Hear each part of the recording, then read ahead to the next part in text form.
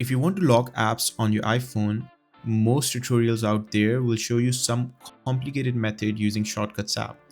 This video skips all of that. I'll show you the easiest and the most straightforward way to do it, built right into iOS.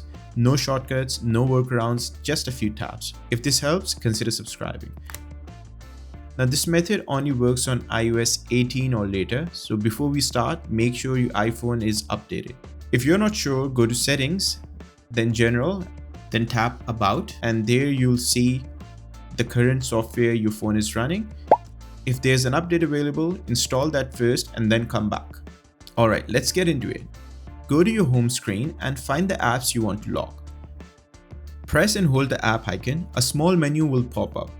In that menu, tap Require Face ID. If your iPhone uses Touch ID instead, it'll say Required Touch ID. Your phone will then scan your face or ask for your fingerprint to confirm.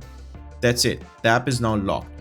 From now on, every time someone tries to open that app, it will show a blurred screen and ask for the Face ID, Touch ID, or your passcode. So even if someone picks up your unlocked phone, they still can't get into the app without your face or fingerprints. Now a couple of things worth knowing. First, when app is locked, your notifications from that app are also hidden.